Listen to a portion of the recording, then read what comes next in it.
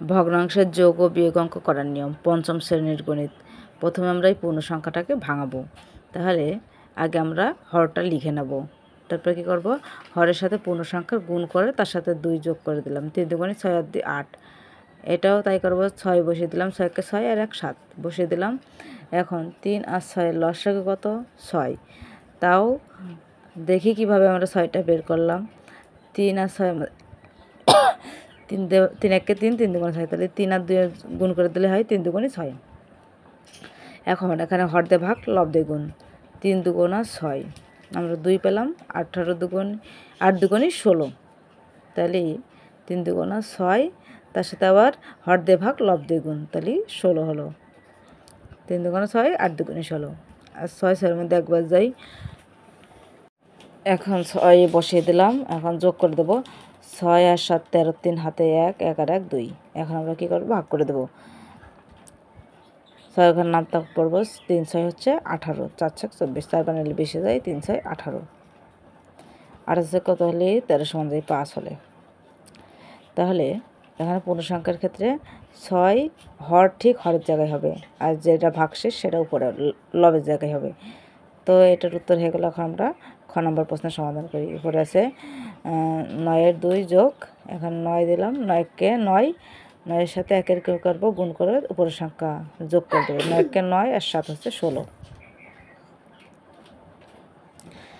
যেহেতু হরগুলো 1, তাই লসাগু 9 দিয়ে দিলাম। 9 9-এর মধ্যে একবার যাই, তাই আমরা কী করবো, 2 যোগ 16 দিয়ে দিলাম। এখন 9 বসিয়ে দিলাম। 16 আর 2 হচ্ছে 18।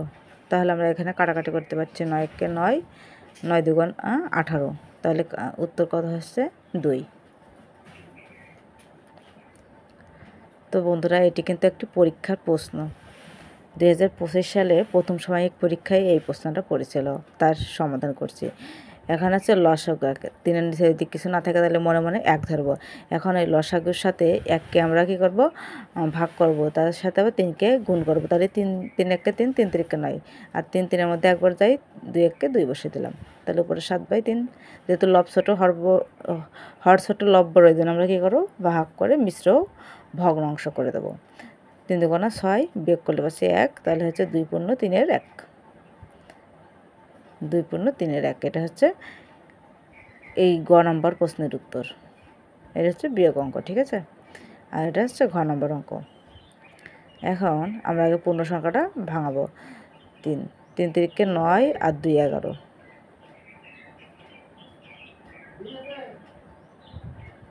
3 3-কে 9 আর 2 11, বিয়োগ 12 বসিয়ে দিলাম।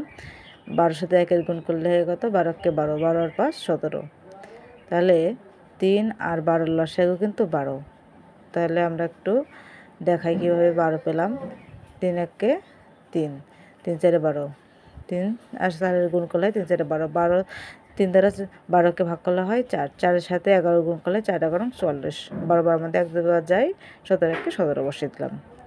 তাহলে লসাগু কত, 12 দিলাম, 7 থেকে 14 সমান যায় 7 হলে হাতে 1, 1 আর 1 2, 2 আছে কত হলে 4 সমান যায় 2 হলে। তাহলে 12 27, উপরে আছে 27 আর নিচে আছে 12, তাহলে 12 দুগুণে 24, ভাগ করলে হচ্ছে এখানে ভাগশেষ থাকছে 3, তাহলে 3 হচ্ছে উপরে চলে যাবে, 2 পূর্ণ 12 3। এটা হচ্ছে ঘ নম্বর প্রশ্নের উত্তর। তো বন্ধুরা, আশা করি বুঝতে পেরেছো।